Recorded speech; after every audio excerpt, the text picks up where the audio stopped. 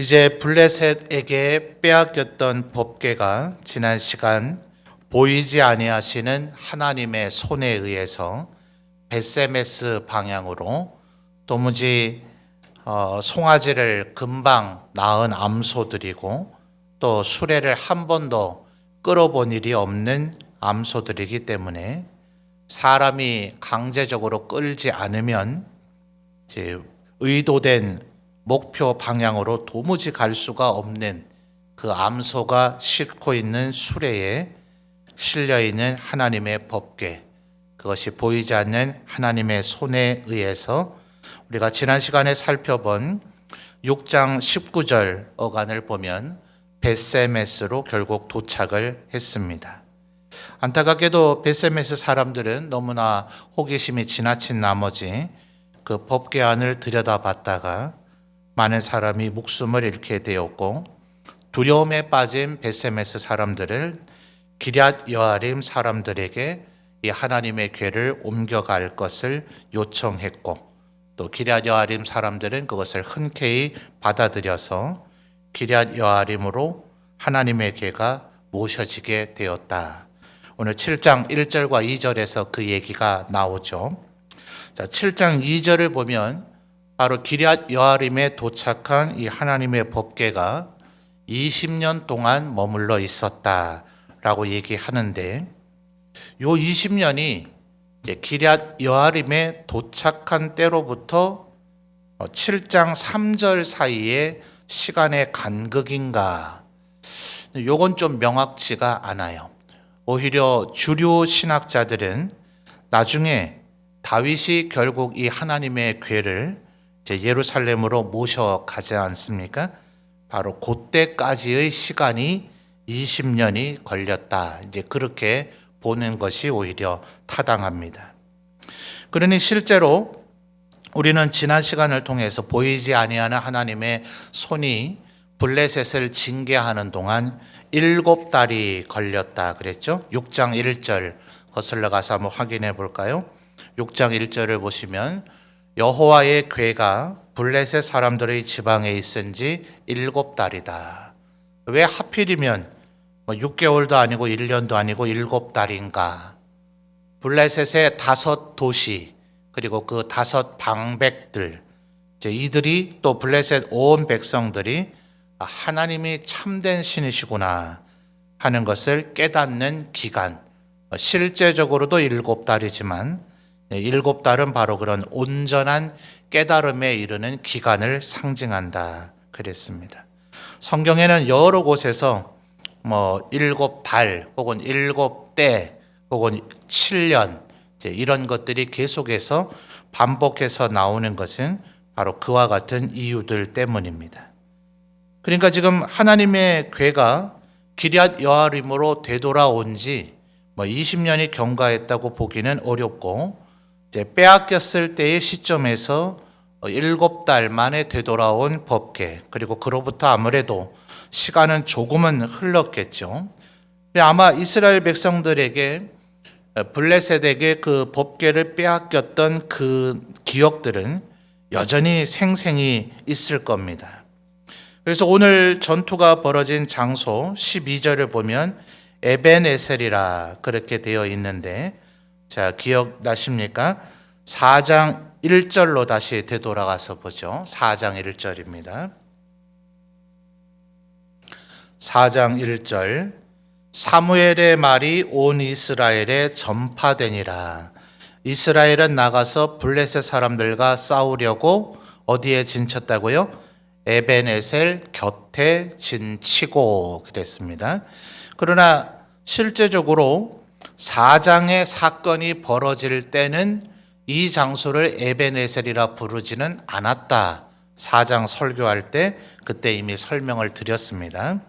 오늘 7장 12절을 보면 실제 이 7장의 이 전투가 벌어지고 난 후에 사무엘이 승리를 기념하기 위해서 미스바와 센 사이 거기에다가 이제 돌을 쌓고, 이때부터 7장 12절 요 상황 때부터 여기를 에벤에셀이라 부르기를 시작했다 하는 거죠. 사실은 사무엘서는 이순신 장군이 임진왜란에 기록한 난중일기처럼 매일의 일기가 아닌 거죠. 이 시기가 다 지나고 나서 이제 이스라엘의 역사를 편찬하면서 기록한 것인데, 이제 첫 번째로 나타나는 주된 인물이 사무엘이기 때문에 유대인들이 사무엘서라 이렇게 불렀으므로 이제 그것이 전통이 돼서 오늘날 우리도 사무엘상, 사무엘하라 부르지만 실제 내용은 다윗의 이야기다, 이렇게 보는 것이 더 타당하다, 그런 말씀을 드렸죠. 그러니까 지금 4장에서는 이곳을 에벤에스라 부르지 않았고 7장 12절에 와서 에벤에셀이라 불렀는데, 아까 4장 2절을 다시 더듬어 보시면 에벤에셀 곁에 진쳤다 그랬습니다. 그러니까 아마도 신학자들은 에벤에셀 곁, 그것이 7장 12절의 상황으로 보면 미스바와 센 사이이니까 미스바에 더 가까운 지점이었는가 아니면 센에 더 가까운 지점이었는가, 요것까지는 성경에서 정보를 주지는 않아요. 그러나 아마도 미스바에 더 가까운 지점 혹은 완전히 미스바와 일치하는 지점이었을 가능성이 높다, 그렇게 신학자들은 이야기를 합니다. 결국 똑같은 장소에서 법궤를 빼앗겼지만 그 똑같은 장소에서 하나님은 승리하게 하셨다 하는 거죠. 도대체 왜 어떨 때는 패배하게 되고 어떨 때는 승리하게 되는가? 자, 7장 8절을 여러분이 한번 읽어 보실까요? 자, 7장 8절 이미 우리 한번 읽기는 했습니다만 다시 한번 읽어 주십시오. 시작.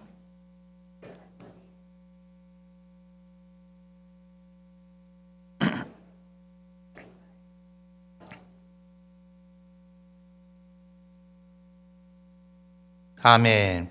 자, 8절 하반절을 보니까 하나님께 어떻게 해달라 합니까? 부르짖어서 하나님께서 우리를 어떻게 해요?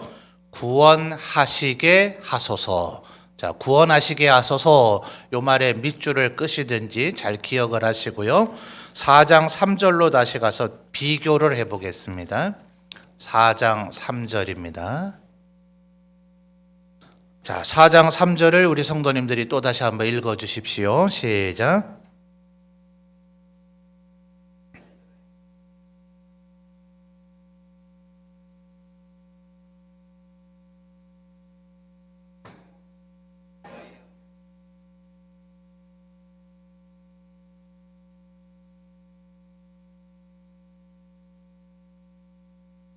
아멘. 자, 4장 3절 하반절에 7장 8절에 구원하시게 하소서와 비슷한 단어가 나오죠? 뭡니까? 구원하게 하자. 자, 요게 히브리 단어로 두 개가 똑같은 단어입니다.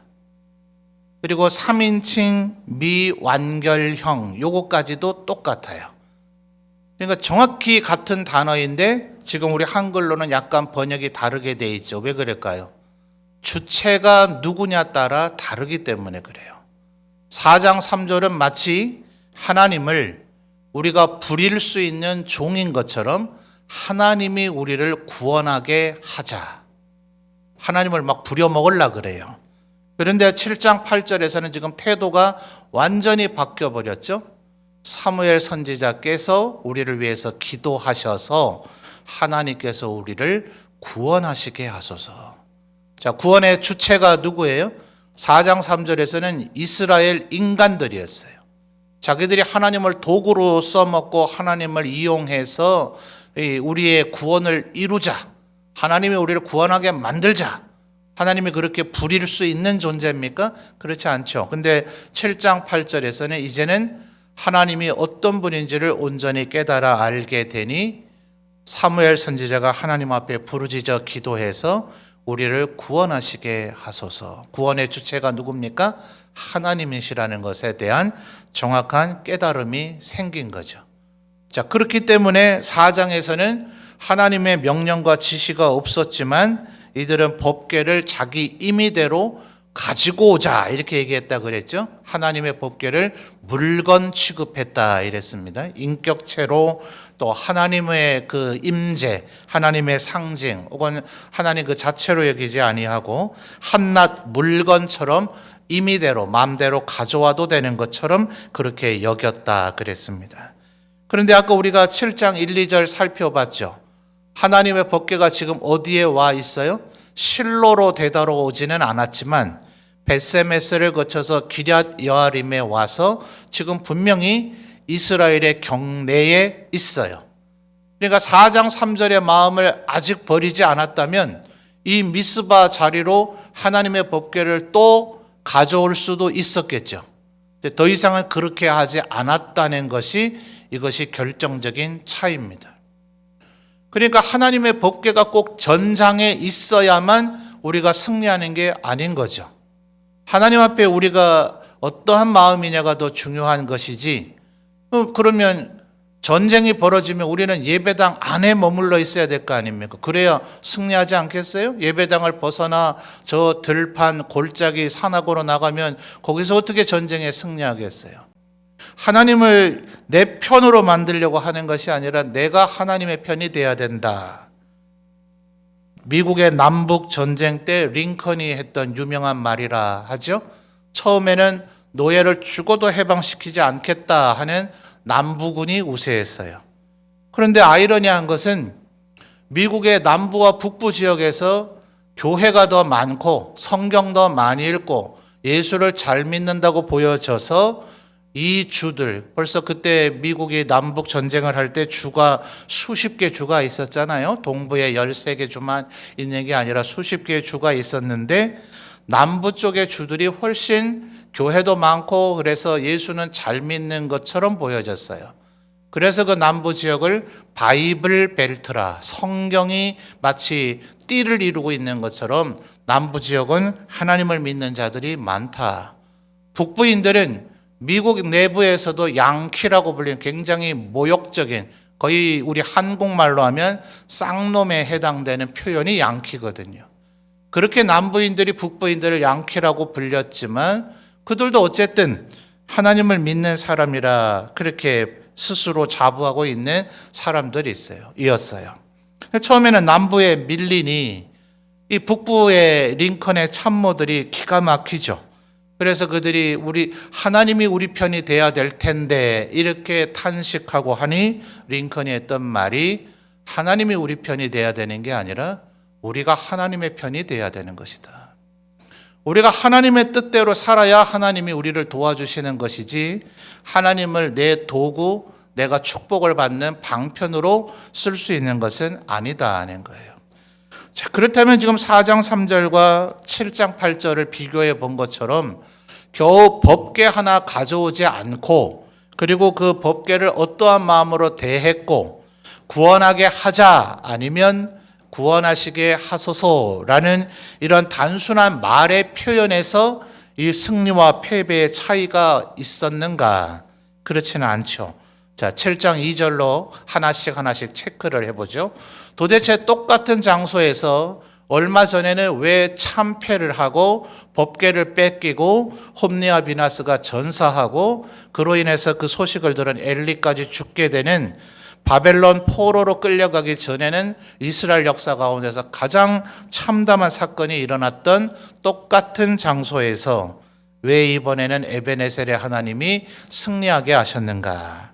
자, 2절을 볼까요? 2절을 보시면 괴가 기럇 여아림에 들어간 날부터 20년 동안 오래 있었는데 그 다음 뭐라고 얘기합니까? 자, 우리 성도님들이 읽어볼까요? 시작. 이스라엘 온 족속이 여호와를 뭐 했다고요? 사모하니라. 여기서부터 승리의 기운이 출발하고 있는 겁니다. 미스바라고 하는 그 전장터, 거기에서 갑자기 무슨 기적의 원인이 생기는 것 아니라 이런 표현을 누가 하더라고요. 권투 선수들이 시합을 하죠. 경기를 하는데 챔피언은 링 위에서 만들어지는 게 아니라는 거예요. 보통 뭐 권투 경기가 한 12라운드 하나요? 아마 프로 권투는 그렇게 하는 줄로 제가 기억하는데요. 요즘은 뭐 권투 경기가 TV에서 잘 보이지는 않는 것 같더라고요. 아마 3분짜리 12라운드를 할 겁니다. 근데 1라운드 땡 하면 그때부터 챔피언이 만들어지는가? 아니라는 거죠. 그 시합날이 되기 전에 권투 선수가 링 위에 올라가기 전에 얼마나 뭐 줄넘기도 많이 하고 또 샌드백도 얼마나 많이 때려가면서 또 상대방의 주먹을 내가 피하기 위한 그 자세 훈련까지 얼마나 연습과 훈련을 많이 했느냐. 거기에서 챔피언이 만들어지는 거지 링 위에서 만들어지는 것은 아니다. 링 위에서는 누가 진정한 챔피언인가를 확인하는 것뿐이다 라는 말이 있는 거예요. 그러니까 우리는 미스바의 상황이 되기 전에, 미스바로 가기 전에 우리는 계속해서 미리 하나님을 사모하는 일이 있어야 돼요. 7장 2절의 시작만 그렇게 되는 것이 아니라, 자, 15절부터를 보십시오. 15, 16, 17절은 말하자면 사무엘 선지자 때 블레셋을 완전히 제압하고, 그래서 이제는 블레셋에 시달리는 게 아니라 이스라엘의 우위를 점한 평화의 시대가 열렸다. 그리고 그 후 사무엘은 이러이러했다. 뭐 이런 얘기예요. 15, 16, 17절은요. 그런데 17절에 묘한 여운이 남아있죠. 17절을 볼까요? 라마로 돌아왔으니 이는 거기에 자기 집이 있음이니라. 거기서도 이스라엘을 다스렸는데, 그 다음 또 뭐라고 얘기합니까? 또 거기에 여호와를 위하여 제단을 쌓았더라. 자, 미스바에 모였을 때 6절로 거슬러 와서 보시면 요때에, 자, 6절 보실까요? 그들이 미스바에 모여, 그 다음 뭐 합니까? 물을 길어 여호와 앞에 붓고 이러죠. 갑자기 왜 물을 길어서 붓는 행동을 할까요? 9절로 연결이 되는 것인데, 이것이 번제를 짓기 위한 제단을 만든 것을 지금 설명하고 있는 거거든요. 우리는 이게 무슨 표현일까? 저 같은 목회자의 설명을 들어야 되지만, 이 시대의 이 구약 이스라엘 백성들은 물을 길어 여호와 앞에 부었다. 그럼 이거 번제 드리려고 지금 제단 만들고 있구나. 이거 벌써 그냥 다 아는 얘기예요. 그러니까 미스바에 가서 거기서 제단을 잘 만들었기 때문에 그 전쟁에서 승리한 게 아니죠. 전쟁터에서 제단 만들고 거기서 예배드리고 이러려고 그러면 적에게 취약하게 노출돼서 오히려 패배합니다. 방어 전선을 구축하고 뭐 현대전으로 말하면 개인호 교통호를 파고 진지를 만들어야 되지, 무슨 거기서 제단을 쌓고 예배를 드려요. 우리 예수 믿는 사람들은 막 감동이 되고, 그래 전쟁터에서도 예배 드려야지, 예배 드리고 전쟁해야 이기는 거야. 아니요, 그게 그 얘기가 지금 아니란 말이에요. 17절에 뭐라 그랬어요? 거기서도 여호와를 위해서 제단을 쌓았다. 원래 이 라마가 어디라고요? 거기에 자기 집이 있다고요. 사무엘은 원래부터 어느 곳에 살든지, 실로에 원래 하나님의 성막이 있었죠. 거기에 엘리 제사장이 있어서 어머니가 라마다임 소빔에 살고 있던 어머니가 젖을 떼자마자 사무엘을 엘리 제사장으로 보냈잖아요. 그러니까 라마에는 이 사무엘상 1장부터 6장까지 스토리로 하면 라마에는 별도의 성소와 제단이 있을 이유가 없죠. 근데 우리는 7장 17절에서 실제로는 있었다는 것이 이제 확인된 거예요. 사무엘이 엘리 제사장에게 위탁이 되어져서 실로에 있을 때는 그렇지 않았겠지만은 라마에 돌아왔을 때는 그는 이미 하나님을 여기서도 예배하고 있는 사람이었다. 그러니까 지금 7장 2절로부터 7장 17절까지 이 사무엘서의 저자는 미스바 그리고 에베네셀, 이곳에서의 승리의 원인이 뭔가, 그들이 하나님을 사모하는 마음으로 날마다 하나님을 예배했기 때문에 결정적인 전쟁터에서 하나님께서 그들을 도우셨다는 거예요. 자, 10절을 보시면 이스라엘인들이 진영을 잘 구축했기 때문에 그렇습니까? 그들의 부대 편성을 잘해서 위치를 잘 선점했기 때문에 그런가요? 아니면 그들의 무장, 방어도구나 무기가 신식 무기여서 그렇나요? 그렇지 않죠. 10절 중반절을 보니 여호와께서 블레셋 사람에게 큰 우레를 바라매 그들을 어지럽게 하시니 그들이 이스라엘 앞에 패했다. 승리의 결정적인 원인은 하나님의 기적과 이사였죠. 그래서 13절에 또다시 나오죠. 지난주에 우리가 살펴봤던 하나님의 보이지 않는 손, 그래서 여호와의 손이 사무엘이 사는 날 동안에 블레셋 사람들을 막으셨다. 여호와의 손은 블레셋도 치실 뿐만 아니라 벳세메스도 치시는 것이고, 또 하나님의 백성들을 하나님의 마음에 합할 때, 하나님의 마음에 맞을 때 보호해 주시는데, 출발이 뭐였다고요? 여호와를 사모하고 어디에서나 하나님을 예배하는 그들의 그 삶의 자세, 그것이 바로 에베네셀의 승리를 가져왔다 하는 겁니다. 물론 그러면 우리는 이렇게 생각할 수 있겠죠. 나도 여호와를 사모합니다. 나도 늘 예배합니다. 아니요, 그 정도가 아니라는 것을 우리가 또 찾아낼 수가 있어요. 7장 3절 다시 한번 볼까요? 3절입니다. 사무엘이 이스라엘 온 족속에게 말하여 이르되 만일 너희가, 그다음 무슨 단어 나옵니까? 전심이죠. 전심으로 여호와께 돌아오려거든. 그러려면 뭐 해야 됩니까? 이방 신들과 아스다롯을 제거하고, 제거해야 될 것입니다. 그리고 너희 마음을 여호와께로 향하여 그만을 섬기라. 요게 전심에 대한 부연 설명이에요. 내 마음속에, 그래서 4절에 다시 한번 얘기하죠. 이방신이라 하니까 조금 불분명할 것 같아서 4절에서 그것이 바알이다. 바알과 아스다롯은 또 다른 말로 아세라라고 불려지죠. 이 가나안 땅의 주된 우상들입니다. 우상 전체를 다 제거하고 오직 하나님만 섬기는 것, 요게 바로 전심인데, 요것이 된 것이 바로 2절의 사모함이에요. 그러니까 지금 우리말로는 사모하니라 이렇게 번역이 되어 있지만, 히브리 원문은 3절에서 전심으로 여호와께 돌아오려거든, 요 단어와 같아요. 하나님께로 돌아오는 것이 하나님을 사모하는 거예요. 우리 잠언에서도 예수 그리스도가 온전한 지혜이시다, 지혜 여성형 명사로서 음란한 여성과 솔로몬이 대조해 줬다 그랬죠. 그러니까 실제로 여러분 배우자를 사랑해서 결혼하셨겠지만, 그래서 자식을 낳았으니 자식이 너무나 사랑스럽겠지만 그들보다 하나님을 더 사랑해야 됩니다. 그래서 예수님께서 뭐라 그러셨어요? 너희가 내 제자가 되려거든 너희 부모와 자식과 너희 배우자와 너희 가진 모든 것을 다 미워하고 하나님만, 나만 섬기며 따라야 된다. 그러면 뭐 이단 사이비가 그러한 것처럼 가족들을 막 학대하고 이러란 얘기입니까? 그렇지 않죠. 자녀가 여럿인 부모님들 한번 생각해 보세요. 흔히 하는 말로 10손가락 깨물어서 안 아픈 손가락이 없다라고 하기는 하지만, 솔직히 정말 자녀가 여러 명이면 다 똑같이 100% 균등하게 그렇게 사랑하십니까? 분명히 이삭과 리브가 그러했던 것처럼 이삭은 에서를 더 사랑하고 리브가는 야곱을 더 사랑하는 일이 벌어지잖아요. 그러니까 분명히 우리의 마음에도 그런 사랑의 차이가 있겠죠. 그러니 지금 전심이라 하는 것은 바로 그 가족이, 부모나 형제나 배우자나 자식들이 느낄 때 우리 아버지는 오직 하나님만 사랑해라고 여겨질, 그래서 미워한다고 여겨질 정도의 그 마음.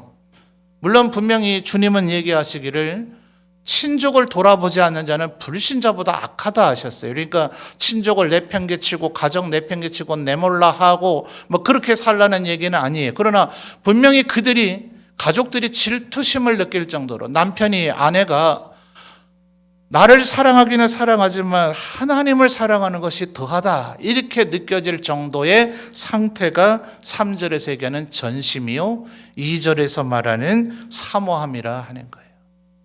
이 마음이 이 이스라엘 백성들의 마음을 사로잡으니 하나님께서 이들을 긍휼히 여기지 않을 수가 없는 거죠. 물론 6절에서 이러한 행동으로 나타나기도 합니다. 6절 이제 여러분이 또다시 한번 읽어보실까요? 시작.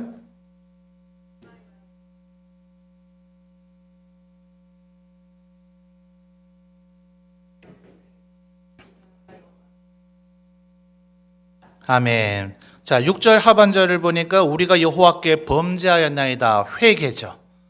회개할 일이 있을 때는 6절 중반절을 보니까 종일 금식했다. 그럼 이제 목사님이 금식을 잘 안 했으니까 이렇게 살이 쪘겠죠. 선지서를 보니까 뭐라고 얘기합니까? 이스라엘이 이제 북이스라엘이 멸망하고 남유다가 포위당하는 그런 사태를 벌어졌어요. 그 시대의 이제 미가 선지자 때죠.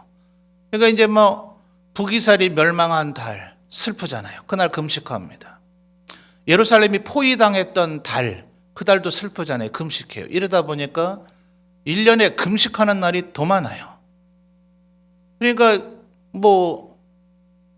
금식하면 사람이 힘이 없잖아요. 그러다 보니 농사도 똑바로 안 져요. 금식하니까 몸에 힘이 없으니까 자꾸 사람들에게 짜증을 부려요. 그리고 나는 금식했으니 나는 경건하게 살아야 되니까 네가 일해라. 다른 사람 보고 일하라고 밀어버려요. 그래서 미가 선지자를 통해서 하나님께서 그러시죠. 내가 기뻐하는 금식은 밥을 안 먹는 것이 아니라 고아와 압제당하는 자를 사랑하고 공의를 행하는 그것이 내가 원하는 금식이다. 금식도 결국 뭐 때문에 했습니까? 지금 6절에 뭐 때문에 했어요? 하나님께 범죄하였나이다. 요 회개하기 위한 그 회개의 과정으로, 회개 일환으로 지금 금식하고 있는 거잖아요. 그러니까 하나님께서 후기 선지자들에게 계속해서 하시는 얘기는 제발 내 성전 마당 더럽히지 마라. 제발 내 성전에 와서 제사 드리겠다고 자꾸 설쳐대지 마라. 시끄러워 죽겠다. 너희들이 울부짖고 부르짖는 소리, 너희가 제사한다 그러면서 잡아 죽이는 짐승들의 그 목숨 끊어질 때의 비명소리, 피비린내, 그리고 그 짐승의 내장에서 흘러나온 똥냄새, 내가 역겹다. 하나님께서 선지자를 통해 이렇게 얘기하시죠. 그러니까 금식은 우리가 회개할 것이 있으면 필연적으로 해야 됩니다. 철저하게 회개해야 되는데 6절에서 우리가 찾아내야 될 것은 회개하자가 아니라 회개하지 아니할 삶을 살아야 된다는 거예요. 그게 하나님을 사모함이고 전심이죠. 하나님께 내 전심을 드리면 드릴수록, 하나님을 사모하면 사모할수록 우리는 회개할 일이 없어질 거예요. 그렇게 되면 에베네셀의 승리가 우리에게 있는 겁니다. 뭐 때문에 제사장이 전사하고 법궤가 빼앗겼어요? 그들이 하나님의 제사를 만홀히 여겼고 성전에서 수종드는 여인과 동침할 정도로 하나님을 향한 두려움이 없었죠. 엘리가 그 사실을 이미 듣고 인지했으면 아들이라도 죽여야죠. 아론의 두 아들이, 4명의 아들 중에 2아들이 죽임을 당했잖아요. 대제사장의 아들이자 차기 대제사장 후보였던 자들을 하나님께서 죽이셨잖아요. 율법에서도 말하기를 제사장의 딸이 간음을 행하거든 산채로 불에 태워 죽이라고까지 더 지도자들에게 엄격한 기준을 요구하셨잖아요. 그런데 그들이 하나님의 말씀에 불순종하니 법궤가 빼앗기죠. 에베네셀의 승리의 원인은 뭡니까? 전심을 다해서, 온 마음을 다해서 하나님의 말씀에 순종하는 것.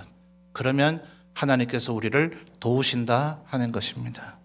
그러니까 9절에도 보십시오. 이제 8절에서 사무엘 선지자에게 우리를 위해서 부르짖어 주십시오 라고 얘기하자 사무엘이 9절을 보십시오. 사무엘이 젖 먹는 어린 양 하나를 가져다가 그 다음 뭐라고 얘기합니까? 자, 9절 앞에 스크린이 있군요. 뭐라고 얘기하죠? 온전한 번제예요. 자, 요거 성경에 그닥 몇 번 나오지 않는 표현입니다. 번제면 그냥 번제지 무슨 온전한 번제예요. 이 말의 의미는 뭐예요? 온전하지 않은 번제가 드려지고 있었음을 역설적으로 시사하고 있는 거죠. 제사의 등급을 나눌 수는 없습니다.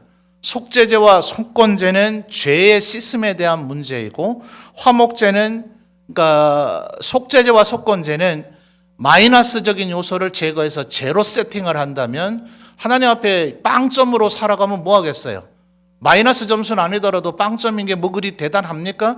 그러니 하나님 앞에 화목제 플러스로 이제 만드는 일들을 해야 되죠. 하나님과 가까이 하고 하나님과 그 영적인 교제가 점점 깊어지는 것을 쉽게 생각하면 화목제라 생각하면 됩니다. 그러나 화목제보다 더 철저한 하나님을 향한 온전한 예배, 그게 바로 번제거든요.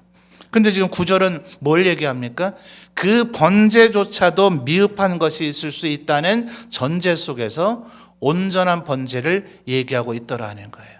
그러니까 우리는 쉽게 7장 10절에서부터 12절까지 이스라엘의 승리, 그래서 거기에 돌을 쌓아놓고 에베네셀 에베네셀 이런 얘기를 하는데 1907년에 은혜가 우리에게 있기를 바란다고 하나님 앞에 기도는 많이 하고 찬양은 많이 했지만 한국교회는 회개하지 않았죠.